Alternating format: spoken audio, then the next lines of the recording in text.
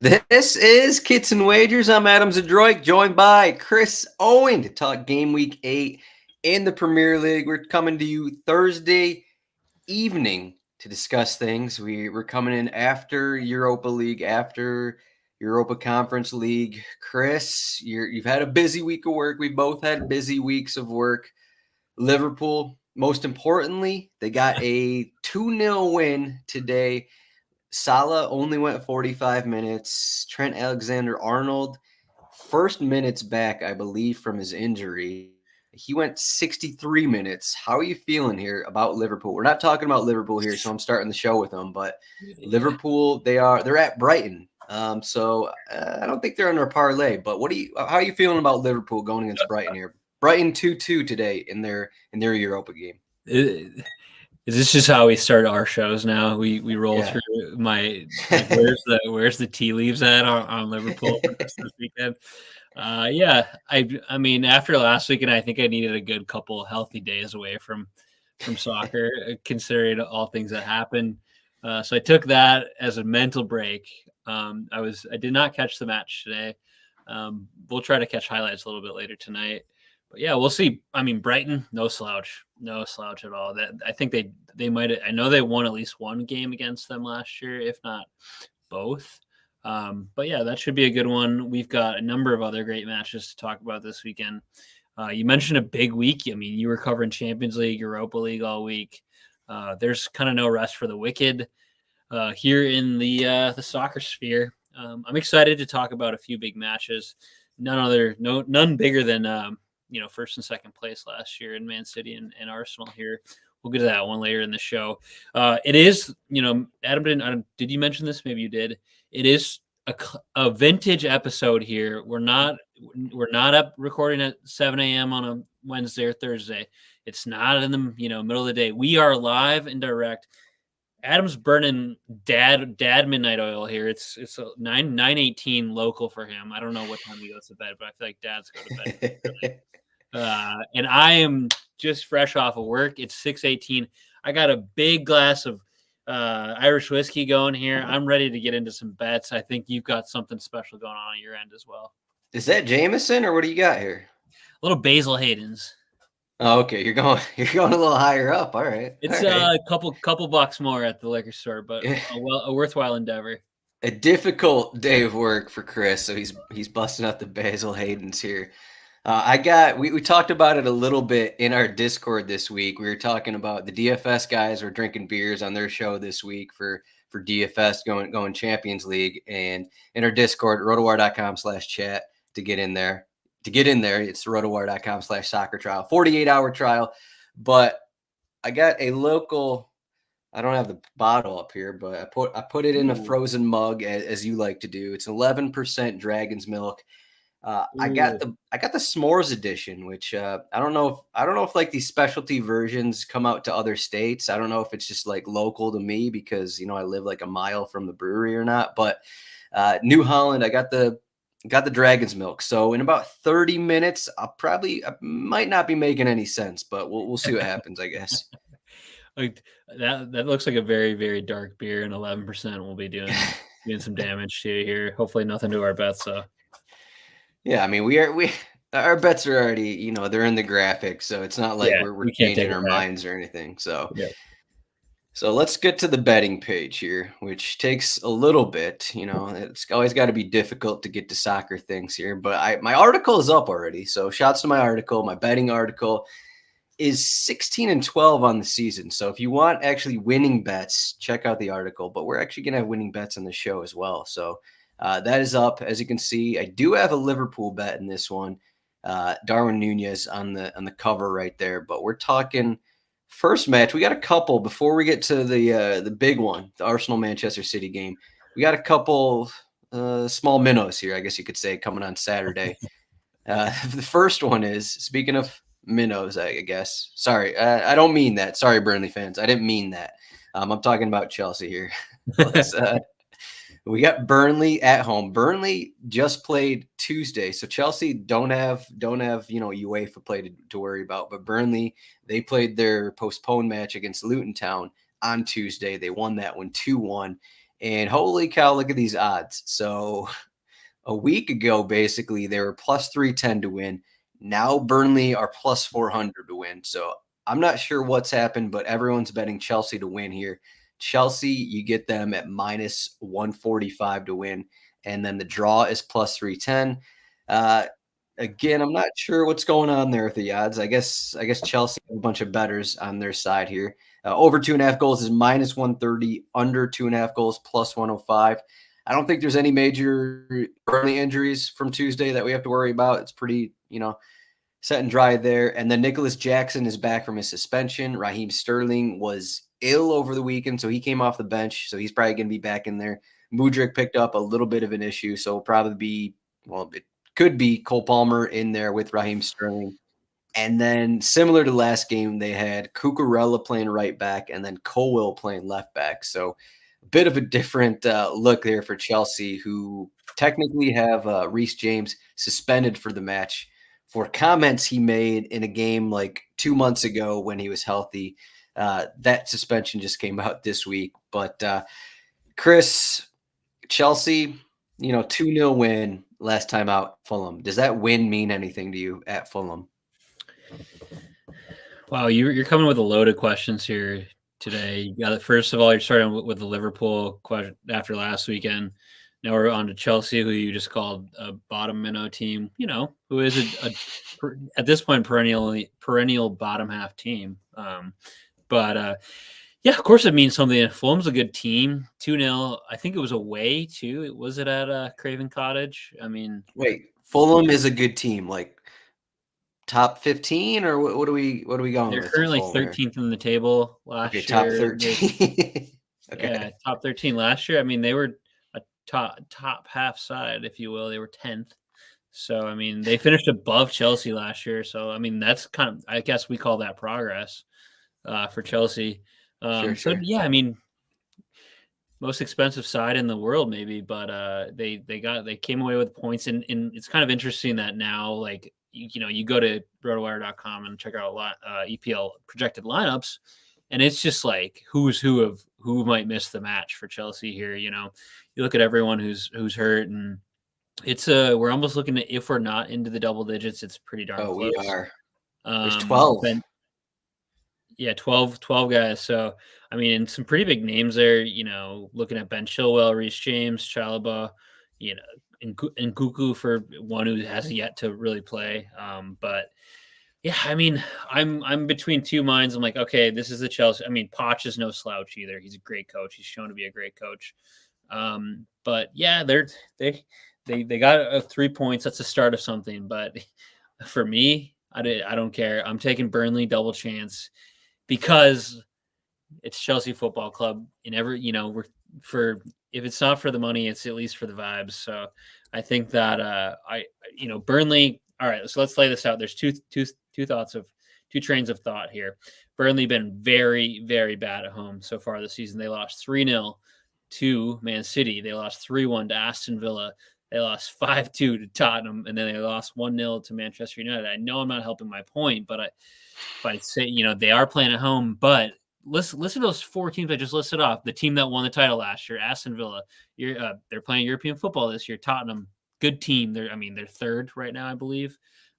Maybe not back in Europe this year, but still probably the team that is playing the best currently when VAR is in play. And then Manchester United, who is arguably one of the better teams. So we'll see. But anyways, looking over at Chelsea, they haven't been so great away from home either. They lost to West Ham United at home, or excuse me, away. They drew Bournemouth 0-0, and then they just pulled that one away 2-0 from Fulham. So it's kind of two different trains of thought here. I, for one, am on like the old school thought of a team playing away in the Premier League. It's tough to get points there. It's tough to get 3 points, specifically Burnley. I know this isn't your big brothers Burnley, with Sean Dyche at the helm, but I still think it's tough to go to Turf Moor and to win a game. And I think that a double chance isn't out of the realm of possibilities here. I kind of like some of the players that they have in attack too. I think they've shown like that they could find the back of the net a little bit more. I wouldn't, you mentioned the overs and the unders. That under 2.5 sounded a little bit more appetizing to me. But if I'm going to go with a bet, it's like I said, that Burnley double chance is plus 120. And if I'm wrong, I can go back and look at the four games that they lost at home already. But it's for me, it's tough to pass up those odds for a team like Burnley at home. Just to pull out one single point would be great. Our guy Stevie P is saying he's taking a shot every time you say VAR. So I'm not salty at all. I swear to God. So that double chance is interesting. This is a pretty interesting match here because Burnley have had a difficult schedule. Chelsea's schedule has been, I wouldn't say difficult. They just have, they got Bournemouth and Nottingham Forest in there. So, I mean, can you say difficult? They got the win against Fulham. I think it's interesting just because, Burnley as a promoted side, they aren't playing the same way as, maybe like a Nottingham Forest last season or even this season, I guess, or the Sheffield Uniteds or somewhat Luton Town kind of a thing. Vincent Kompany wants to play a little different. They played with a bunch of possession last season in Championship.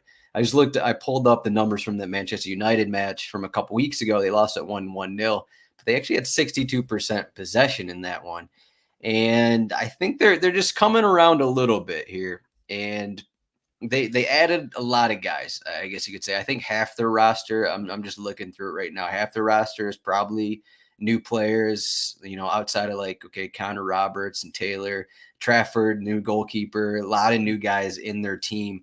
So maybe they're starting to figure a little bit Kompany, early in the season, difficult matchups. So that's why you see, they allowed 5 goals against Tottenham and they had some pretty bad results, which, I think you can attribute that a little bit to just Burnley being promoted, playing these top teams.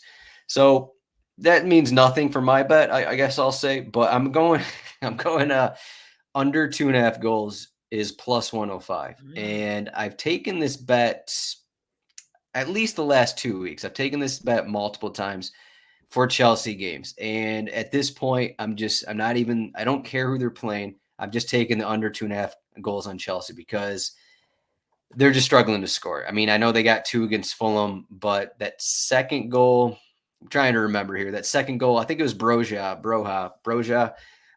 He got the second goal and he tipped it accidentally into the back of the net, if I remember correctly. They got those 2 first half and then they couldn't get another one. And just, you look at all these Chelsea results, high XG, but they're just struggling to score. So at this point, why don't we just bet under on Chelsea until they actually figure things out in front of net?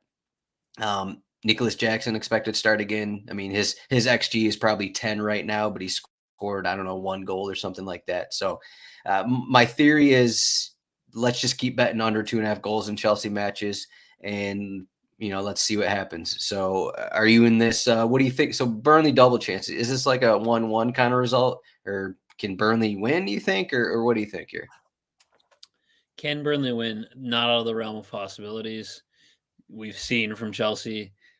I think it's a draw. I'm thinking a 1-1 here. Chelsea get up early. Maybe they're playing their football a little bit, and then Burnley find a late winner through like Koleosho or something like that. But yeah, I think a win would be a stretch, but it's not out of the realm of possibilities. I mean, you mentioned the under seems like the play here too. I think West Ham in that West Ham game it was 3-1, so that hit over, and then they beat Luton 3-0 too. Chelsea did. So those are the only. I guess they played. This is a League Cup match, but they played Wimbledon, and that was 2-1. But otherwise, every other match this season has been under. So I think 4 of their 7 matches have been under 2.5. That's quick math for you. So take that with a grain of salt. Yeah, I'm just looking at some of these games against other, considered good teams here. 3 goals in the Manchester City match. I'm going to throw out the Tottenham game because it got kind of out of hand there, but the 1-0 against Manchester United and then 2-0 against Newcastle. And I just think it's going to be kind of similar to that. Can Chelsea convert their chances? That's kind of what it always comes down to for them. And at this point, why don't we just bet against that to happen? Because it hasn't happened for a couple of years now. So under 2.5 goals is plus 105. Chris is on Burnley double chance at plus 120. Next game we are talking about Everton home against Bournemouth. Again, another exciting match. This one, the odds here, again, our odds page here, just go to our sports betting page, soccer betting. But these odds have not really changed over the last couple of weeks. Everton are at home. They're minus 105 to win. Bournemouth are plus 280. The draw is also about plus 280, plus 275. You can get over 2.5 goals, minus 125, under 2.5 goals, plus 100. And in terms of injuries, there's really nothing changing here. I think both of these lineups I have in here are the same as they were last week for each of these teams. So no new injuries. And what does that mean? I'm not sure exactly because both teams are really hit or miss. Everton's last match was the loss against Luton Town. Bournemouth have had a pretty difficult schedule. So again, it's kind of hard to kind of gauge where they're at this season under their new manager, Uri Lola. So what do you got in this one? I'm on Everton under two, or I'm sorry, I'm on under 2.5 plus 100. This game is maybe one of the uglier matches for the weekend, I think, but we got to talk about it because this is two teams that I think it could be fun. Yeah, I do. I think it's going to be fun too. These are some of the matches that we kind of thrive on. I feel like, and when you're watching games, I mean, obviously you want to watch the big heavyweights play out every single weekend. But some of these games between these two teams, who come May 10th, we'll likely be talking about these two teams and whether they're staying up or not. At least that's the way it's been for Everton the last two seasons, and certainly Bournemouth, or when they're in the top flight, they're typically in this conversation as well. So this is a big match already, but I'm on the under 2.5 for probably obvious reasons here. So far this season, Everton have scored a total of 1 goal in 4 home matches. So not really filling it up in the back. Was that one? I think that was against Luton Town. The 2-1 loss to Luton. Yeah, that just happened. Yeah. Yeah, so their only goal came in a loss. Otherwise, they failed to score at home. And then looking at away form here, Bournemouth, they've actually been okay. They've taken, I guess they not really. They have 1 point on the road. They've scored a total of 4 goals in 3 away matches. So, for those of you doing home, that's 5 goals between the two in this matchup here. So I just have a tough time seeing okay, Bournemouth's going to fill it up, or all of a sudden Everton's going to come alive and start filling the back of the net. The under is pretty friendly here in from odds. It's at plus 100, so you can take that one to the bank. But do you see a route where there's it's a 2-2 game or a 3-2 game or anything above 2.5? I told you when you gave me this bet that we're head to head on this. So yes, I do think that 2-2 is. You know what? I thought it was the last game we were talking about. You were very vague about it, but here we are now. Let's battle. Here we go. I'll put it up on the screen here. You got under 2.5. I had to be a little different because over 2.5 is minus 125. Mm-hmm. I have a single game parlay over 2.5 goals and Everton double chances plus 125. So yeah, I do think that there's going to be goals here. And before the season, I wrote a note to myself to take overs in Bournemouth matches. And that was because Andoni Iraola kind of came out and was like, we want to come out and attack a little bit. We want to be exciting for the fans, kind of a thing. I don't know what that exactly means, but if you look at Bournemouth's schedule, basically their only game against a non-top 10 team, let's just assume here in this case that Chelsea are a top 10 team. Okay, well, let's just assume that. What world? All right, well, let's just ignore the Chelsea match, which was scoreless. I'm trying to make a point here, okay? Okay. We're imagining worlds for your point, so we should think about this. I mean, they're still considered a top 6 club, right? Is that what it's viewed as? Disagree. A big 6 club. Sorry, big 6 club. That's what Chelsea are. Money, yes, and money, yes. Okay, yeah, there you go. So their only match not against top 10 teams or Big Six Against clubs, the poor is a clubs. yes, a 2-2 result at Brentford, which was extremely back and forth. Both teams at over 2 xg, and then I like the over a lot in that Luton Town match a little bit last week as well. That one finished 2-1. You have just a lot of these Everton results where they've been high scoring. You can look at their game logs. Both teams are scoring over 2.5 goals in a lot of them. And if you look through their lineups, it's like, okay, yeah, well, Jared Branthwaite is starting, and Sean Dyche doesn't like his fullback, so he has to start Ashley Young every game. DCL is starting to come around. Bournemouth, their defense always has some issues.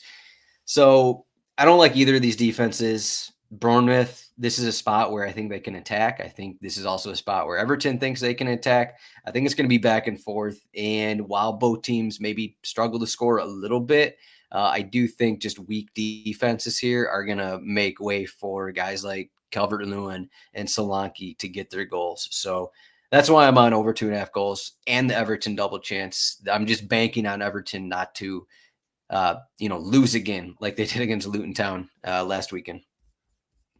I really disagree with you on this one, and it's kind of fun that we have opposing bets. But I will. The only kind of the sliver that of justification here for you is that Bournemouth have given up tied for the second, or I guess fourth most amount of goals given up away from home. So they've given up 8 goals in 3 matches away from home. That's tied with Brighton, surprisingly, and just behind Aston Villa and Luton Town, who have given up 9 goals apiece. So interesting enough. But then when you look at Bournemouth's, who they've played on the road, and I think you mentioned a couple of these teams Liverpool scored 3 goals against them. And then you've got Brentford, who scored 2 goals, in Brighton. So three teams who are in fact top half teams, not kind of bottom dwelling Everton. So that, I don't know. I'm interested to be our chat message on Saturday morning here, but yeah, I'm on the under. It looks like you're firmly on the over. And to be fair, I think the double chance is a draw here would be appropriate, but yeah, I don't feel one way or another about that. Everton at home, kind of smart to take the double chance. It's tough to see Bournemouth go in there and take points, but I have a tough time seeing the over. Bournemouth have the second worst XG allowed. Everton have the 7th best XG scored. Everton are just behind Arsenal and Tottenham in terms of XG. Wow. John Dyche ball here. I know at the end of the day, it's like, okay, Everton, they had like 3 XG in their opening match against Fulham and couldn't score. They probably had 3 last week against Luton Town. They're racking up opportunities and not scoring, and I get it. I know that XG isn't everything, but I'm just trying to, get some numbers to make a point here. But I do think this is going to be an up and down game. So if I think it's going to be up and down, why not just bet over 2.5 goals? And that's kind of where I'm at here. All right. Well, we'll be back next week to talk about the what happened here. All right, the next we're actually mixing it up here. We're going to our team parlay because the Manchester City Arsenal match is on Sunday, and we're talking about. I think our parlay is both Saturday matches. Yes, that is correct. It is. Nice. So Saturday has 6 matches. We already talked about 2 of them. You are going. I think we're talking about some ugly games. You mentioned Everton, Bournemouth possibly being ugly. I think Fulham, Sheffield United, and Crystal Palace, Nottingham Forest are going to be up for competition for ugliest match. But your bet here, I actually took something similar into my article. So you got this Crystal Palace, Nottingham Forest match. What are your thoughts on it here? Yeah, I mean, you mentioned one of the other games I looked at for an under bet. But I just wanted to do my homework, and you said Fulham, Sheffield United. That feels like there might be a couple more goals in there than we're going to see. No. You don't think so? Do you have an under bet too? I do, not in that match, but check out my article, rotowire.com/soccer. I do have a bet in that Fulham, Sheffield United match. Nice. It might be the under. It may or may not be the under. I can't say for certain, but yes. Nice. Well, yeah. Anyways, so I looked at this Crystal Palace at home. By the way, key to think about. And then we have Nottingham Forest visiting them. They played twice last season. Both of these matches last season were, I believe, 1-0 in both instances. I gotta double check before I become wrong here. Yeah, sorry, it was 1-1, a 1-1 draw in this same fixture at Selhurst Park, and then the other one was 1-0 away to Nottingham Forest. So both times under 2.5. When you look at what these teams have done from a goals perspective, there hasn't been a ton of them. I mean, Nottingham Forest doing okay with 8 goals in 7 matches, and then Crystal Palace just right below them, 7. So it's not like either team is kind of laying up the sky with goals here. I think I kind of went on a safe under bet here, under 2.5 minus 155. It feels like one of my one of those bets that I feel 90% confident in that it'll hit. If this match has like 4 or 5 goals, I'm gonna stop betting because it just doesn't. It wouldn't make sense. Plus, you look at, Crystal Palace, for instance, Eze is out for 6 weeks. I was going to bring that up. I was like, do you know that Eze is out as well? Yeah, okay. They're missing.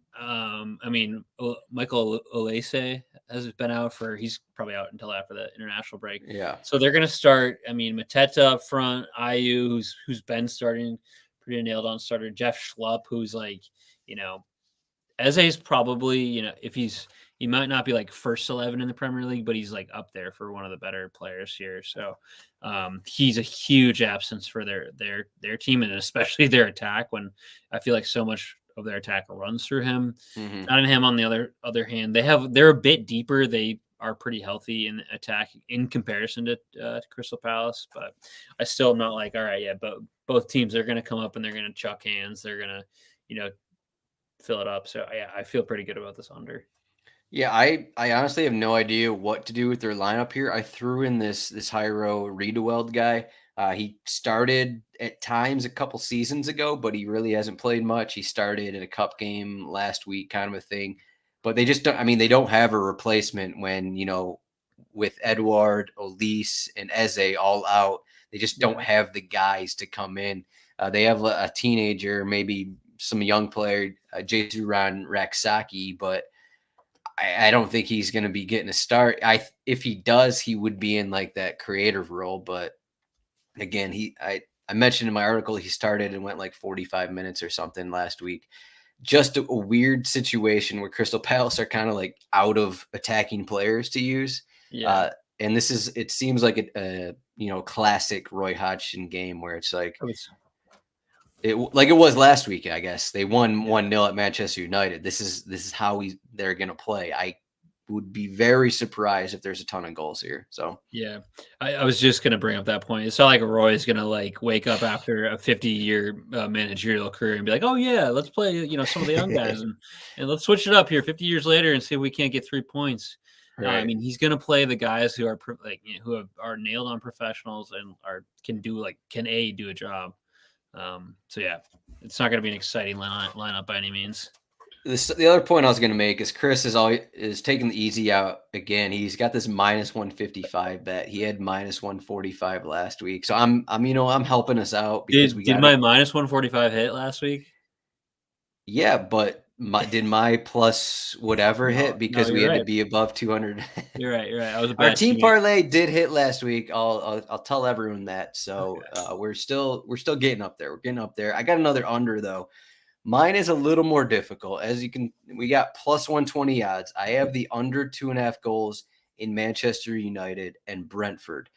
And this one is a little more difficult, I would say, just because we saw Manchester United play. They had the game against Galatasaray. It was 3-2. But that Galatasaray team, if you look at their roster, you look how they play, they're not going to be playing how Brentford play. Brentford are going to come out with this 5-3-2. Thomas Frank, he doesn't have Ivan Toney. He knows he's not going to he doesn't want to get in a running battle like Galatasaray got in with Manchester United. These away matches, Brentford play it with the 5 defenders, 5-3-2. They play it a little safer. And the hope here is that Manchester United are just struggling in general. They couldn't score against Crystal Palace last week. They lost against Galatasaray. There's a lot of pressure on these guys. They got some injuries.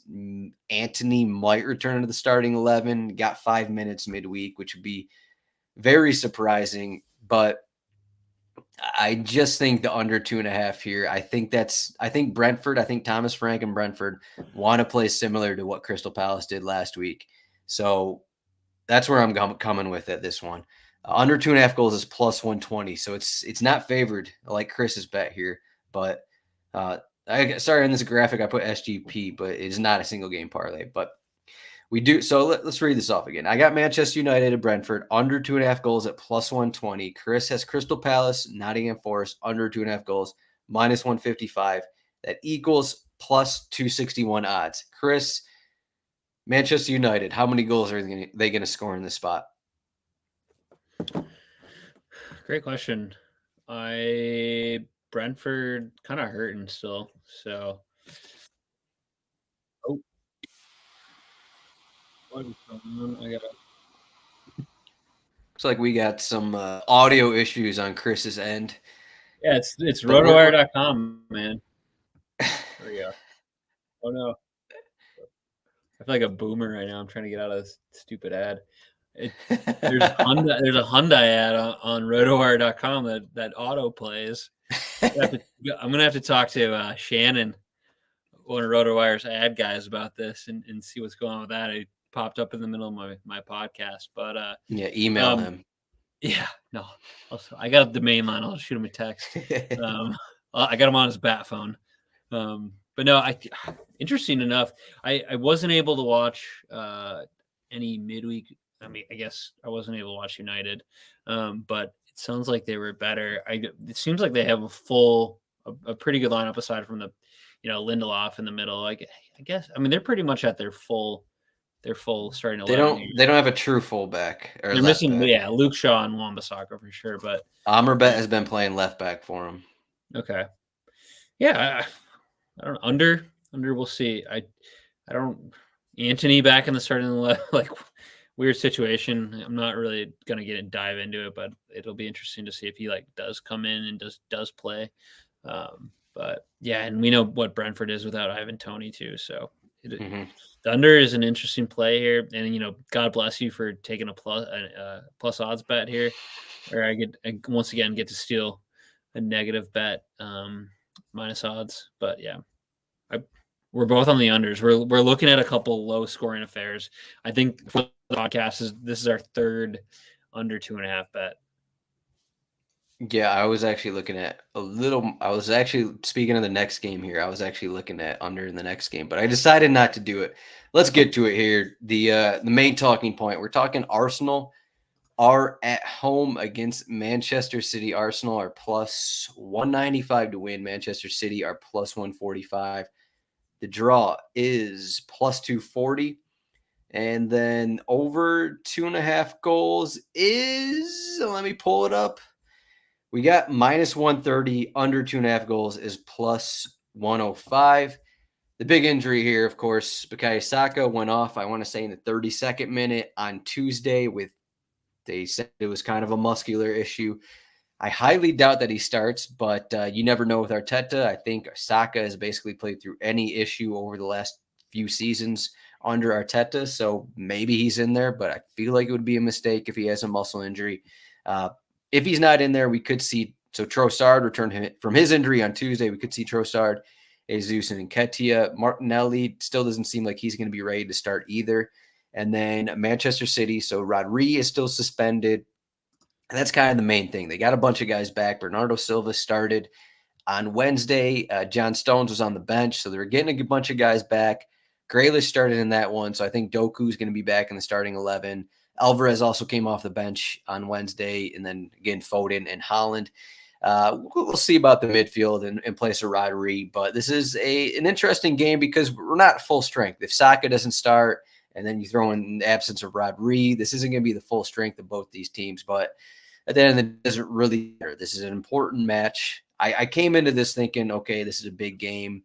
These teams don't want to drop a full 3 points in this one because of the importance. And I was like, okay, I'll take the under 2.5. And then I looked at it a little more and I was like, Arsenal had possession in a lot of these games last season, and they just gave up goals from mistakes. And I don't want to be at the risk of that. So, what are you thinking for this big one here? I mean, you mentioned the two, probably four total big absences. Saka, if Saka's out of the lineup, I mean the money's going to go all the City. I feel like Martinelli probably not good to go either, and then Rodri serving second of three, I think, unless the League Cup counts. No, I think it's second of three matches here, and then De Bruyne, of course, It does. out. Yeah. What's that?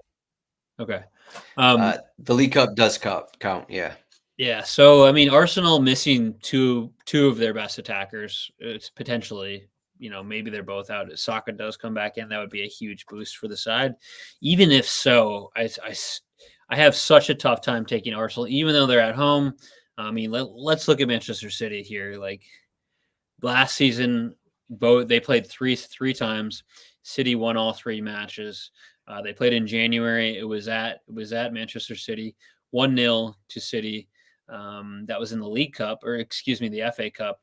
They played later in February. That match was at Arsenal, the same fixture at the Emirates. Man City won that one 3-1. They played later in April. I remember that being like a pretty much like the beginning of the end for Arsenal's title hopes. That match was 4-1 to Man City, and I'm pretty sure Kevin De Bruyne scored 2 goals in that match too.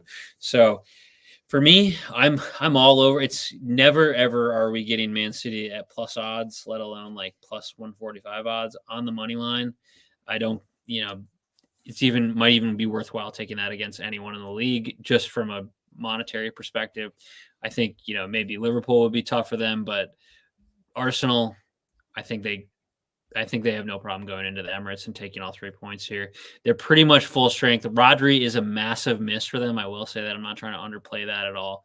He's what makes them tick. But I think, you get John Stones back in there. You get some of the other guys who can kind of make the ball tick around. And I think they take away 3 points here. And it's plus 145. So why not? Why not? Why not? Yeah, the absence of Rodri is definitely something. Yeah, for sure. We'll see how Pep lines it up here. They change it to the 3-2-4-1 on Wednesday against RB Leipzig. I think it was the first time this season that they actually did that. I think that was, partly because of how Leipzig could play, but also partly because they lost to Wolverhampton without Rodri last weekend. And that was in that match. I think it was Matheus Nunes got subbed off at halftime because it just wasn't working. So we'll see what this actual lineup looks like. Stevie P is saying he thinks Bernardo starts, and that's possible. I'm just not fully certain how healthy he is. This is a guy who was out for multiple weeks with a muscle injury. You're going to start him 2 times in 4 days. Maybe if you're desperate, but I don't just think that Manchester City is entirely desperate here. So instead of under 2.5 goals, I just had to go to corners because I didn't know what else to do. So let's do under 4.5 corners in the second half at plus 400, not plus 400, plus 100. Whoa. Yeah. So if you look at under 4.5 corners in the first half, it's minus 150. So in these games last season, there was not a ton of corners. These are the way these teams played. It was kind of, it's not like, okay, let's send in a ton of crosses and have the other team, head the ball out kind of thing. It's not how they're going to be playing. It's going to be played a little more, between the final thirds kind of a thing.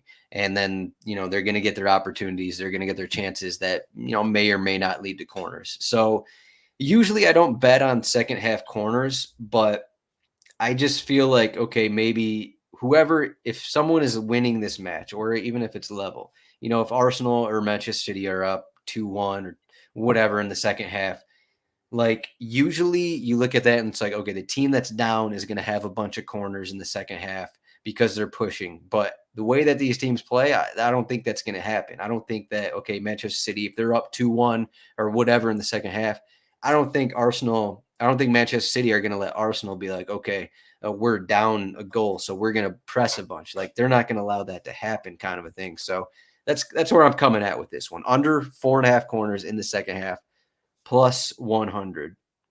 Did that argument make sense, Chris? I'm almost done with this 11% beer. So did that make sense here? I'm following. Yes, I think I'm hoping the rest of the listeners and viewers are following too. But yeah, it makes sense to me. This is a pretty off kilter bet for you. I feel like you're usually on the first half bets or the total bets. We don't often see a lot of second half corner bets out of you. But plus odds on 4.5.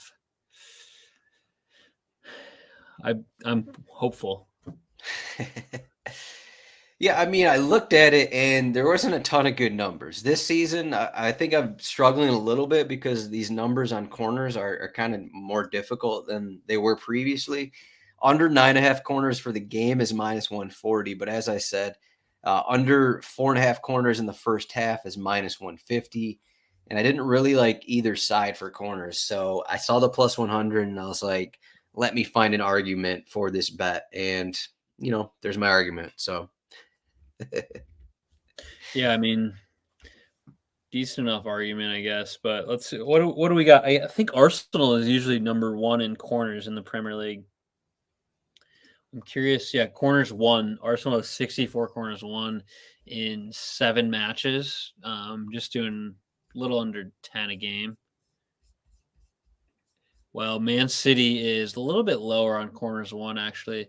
They are 4th with 47 corners won in 7 matches. So, that's essentially like what is that? 110 divided by 14. So, I mean, a simple math would, I guess, maybe I'm thinking too hard, but that would be under 4.5. I think that equates to essentially. I pulled up our cheat sheet, rotowire.com/soccer trial to get the cheat sheet and everything else that we have. But here's the FPL cheat sheet. I just went to the bottom. Team conceded stats, corners allowed.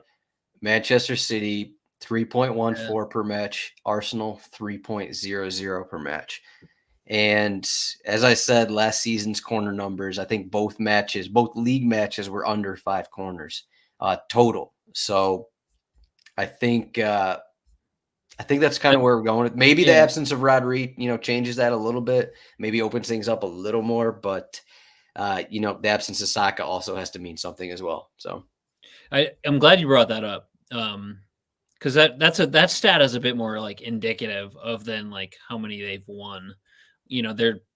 It's not every week that City's playing a top team like Arsenal. Like a lot of the times they're playing like, kind of crappy teams or mid-table teams.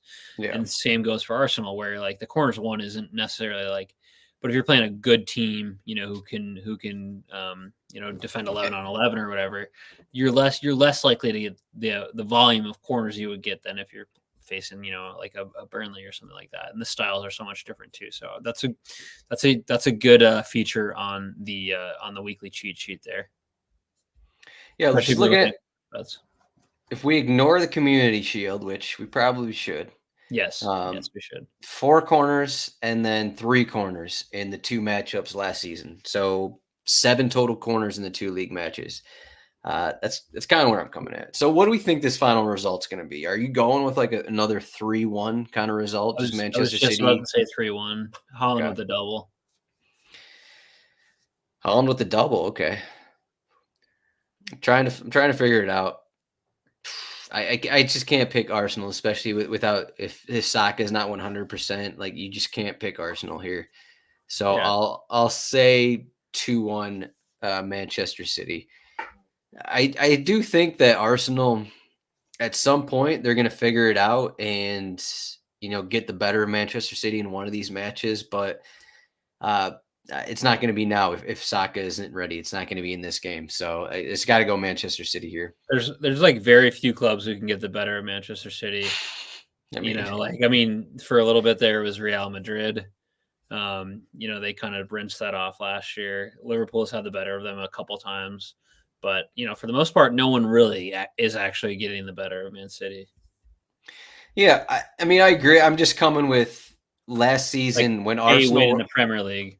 Yeah, when Arsenal were at home, like I feel like they should have gotten at least a point. They had 64% possession in that game. They actually had one more shot. This was even with Jorginho in the midfield. like they should have taken points, but they just weren't, I don't know, mature enough to get the win, kind of hold on and not make mistakes to allow those goals, kind of a thing. So at some point, I think they're going to figure it out, but it's not going to be in this game. So quickly before we finish up, we have to give the revenge narrative goal odds here. We've got Gabby Jesu. He is at plus 280 against his former side. And then we've got, I think we got to go pretty far down for this, but if you really want it, we can get a Zinchenko anytime goal plus 1200. Who says no? Yeah, I don't know where you're looking, but if you go on this cheat sheet, you can actually go to anytime goal scoring odds, type in a player you want, and those odds pop up right there for you. That's wild. That's wild. Wild. Shout out to our user experience team. Speaking of, this is the first time all season that Erling Haaland is not the biggest favorite to score for the weekend. He's plus 105. Huh. You said he's going to score twice, right? Might triple captain him in FPL. Who knows? Wait, was that last week you said that? I didn't end up doing it. No, that was Wolverhampton. He scored 1 goal, and it was 2-0, and Rodri got sent off for doing some weird neck choking. No, it was the Nottingham Forest game. That's the one we talked about. He got 1 goal in it. He got 1 goal and 2 shots. I was thinking he was going to score like 3 or 4 there. Yeah, that's right. Yeah, Rodri got into some weird neck touching there and things.